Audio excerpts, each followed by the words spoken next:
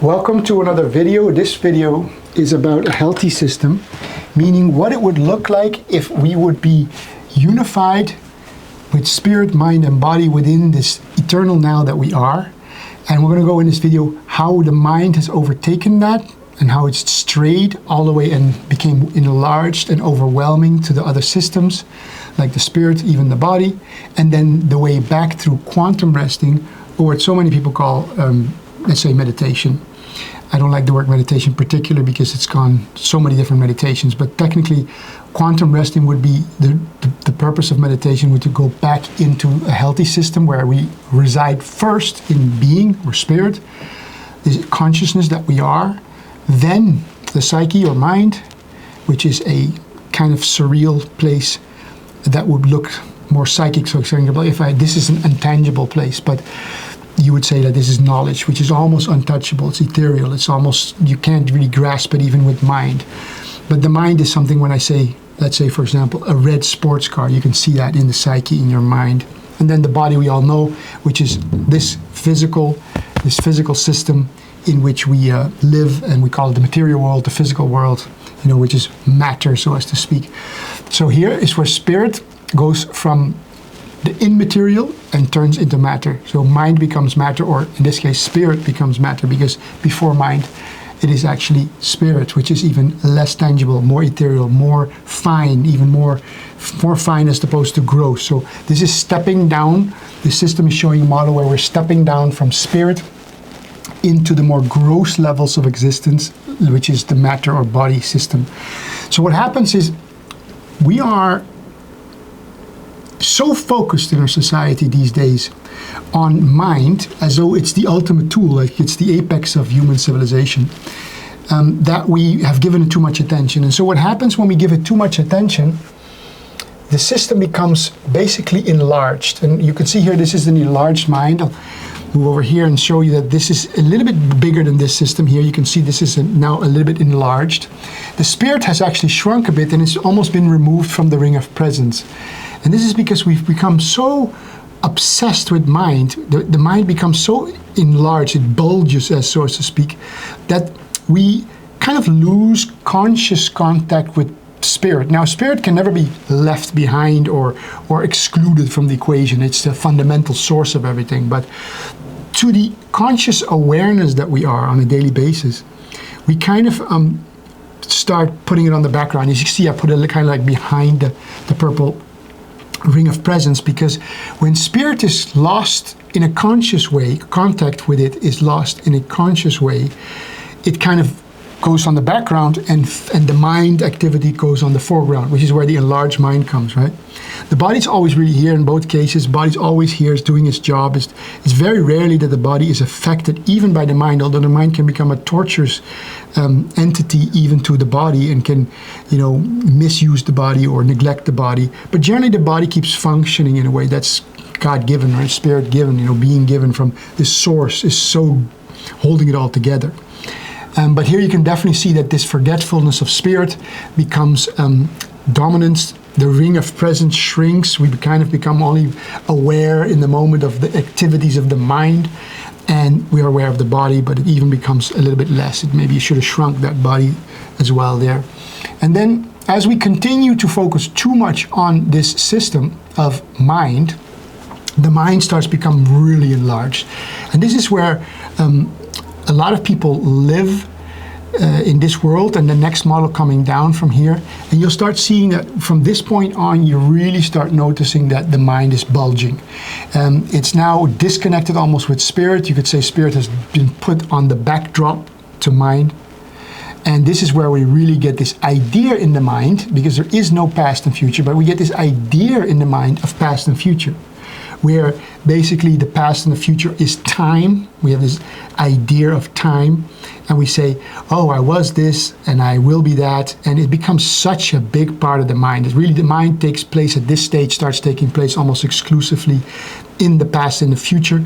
The moment is almost seen as a sliver, like a sliver of now, and then you past is this so much past, and then so much future, and there's just one tiny line of now, which is actually not true at all, because everything is now, and there's no other thing but now, and what we call past and future also takes place in the mind now. But spirit here is kind of on the backdrop. Mind becomes hugely enlarged. It becomes tyrannical at this point. And of course, at the macro level, it's an expression of our society as well. And we've kind of, basically you could say awareness or consciousness, you could say awareness or the individual has lost control at this point, lost conscious contact with spirit, and the mind has become really the dominant factor here. And then we go to where people really start to suffer in the next stage. And this is where you really start seeing where it gets nasty, as you could say, where, you know, past and future really take over. This would be what a lot of people who suffer actually are living in. It could be called a system where the mind takes over. It's basically the mind is taken over. You can see here, now it's hugely bulging. The mind has now become the dominant activity, as though it's the ruler, the captain of the ship, the everything, you know, the alpha and the omega. This is what the mind considers itself. It says, we know without me, what can we do? There's nothing there left. It's usurped the body, because at this point, the ring of presence becomes small. The mind is in the past and the future, not really that aware anymore of now, of this moment, of eternity, the only place that really is. And the spirit has so much far gone to the backdrop, so neglected, that we're now looking at a system in which spirit is almost just basically an idea. I could have put this spirit basically inside of this round, this oval yellow line here of the mind, because technically the mind has reduced spirit to an idea, a concept, you know, pure, this is religious ideas and spirit, God, and all these. Most people would not have a direct, present connection with what they would call spirit, because the ring of presence has reduced to a much smaller degree.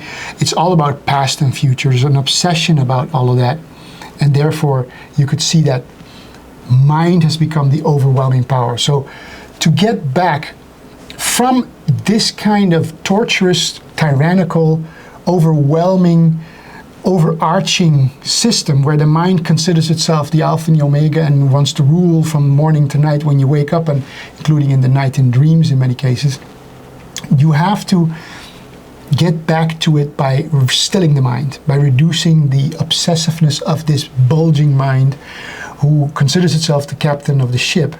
And the way to do that is what we call meditation, or what I call quantum resting, or just being, resting in this silent, quiet state of being.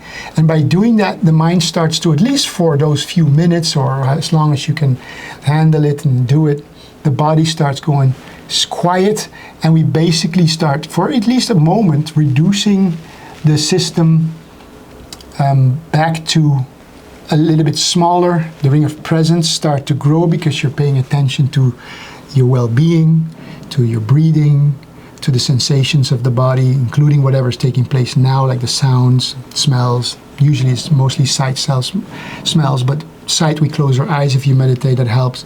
You can anchor yourself into this state of being, feel the body, feel the sensations in the body, which is the body's filled with this sensating of well-being. That quiets the mind. The focus comes on now, on the present, on what is actually the present of the universe, right? The quantum field of being, consciousness, the eternal now of everything, which is now and eternally now. And then if you quiet it, you're capable to hold that space, then eventually the mind becomes stiller and stiller, shrinks back a little bit more, and this enlarged mind is now shrinking back, and we're getting consciously in contact with spirit, because you're feeling the well-being of the body, your being now. There's just this quiet, silent knowing of I amness, of consciousness. And you're anchored to the now by being with what is actually taking place, instead of only the mind activities which usually take place in the past and the future.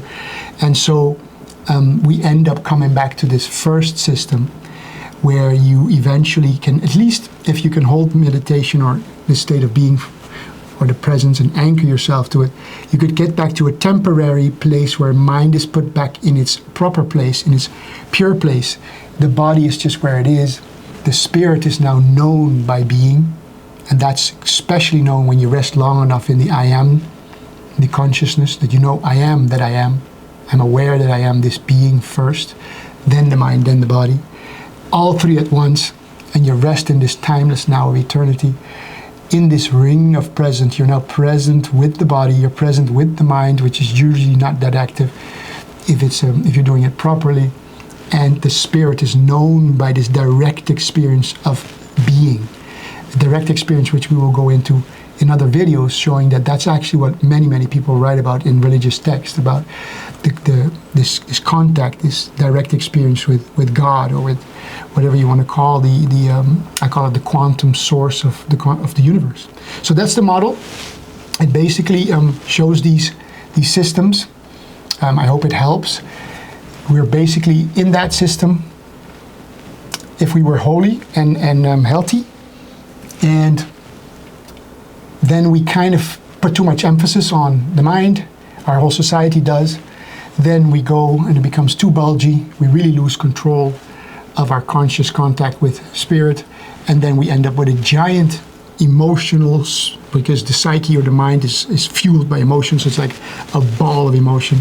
And then it's our duty, or if you're at least wanting to get back to some semblance of health, of well-being, then we end up having to make the journey back home, the journey back to eternity, the journey from this expressional form of the body, which is the material world, and we move back up the ladder. This is Jacob's ladder, or Jack and the Beanstalk, and all these kinds of stories where we actually move back into heaven, which is the spirit, which would be then still on earth. Because if we end up over here, we end up still being of the earth. We're still of here. We're not going to be without mind or body. Just the mind won't be anything more than a tool, a really handy tool, but not an oversized, tyrannical tool that basically destroys the well-being of our life, because we're no longer in conscious contact with the spirit, and we don't even really care for the body in many cases. It doesn't mean that there's people that, like a lot of people that go into the fitness thing really heavily, they might be really obsessed with the body, but the body has become an identity of themselves in the mind. So in that sense, humans generally, I'm not saying it's a bad thing. I mean, by all means, you're not judging those who are ready, but you have these vain type of sporty people that really love their bodies, because their bodies is an image that they hold of themselves in the mind. And if that is a beautiful, healthy, fit body, it really means a lot to the mind. And they can even destroy the body in many cases by not eating properly or doing certain kinds of steroids and things like that. So yeah, this is the model. I hope it helps to get back from wherever you might be on the scale of things. And quantum resting, which we'll touch on in other videos as well, is the way back in to the silent, still place where all three of these layers, body, mind, and spirit, are actually in harmony. So I hope that helps, and hope to see you in another video.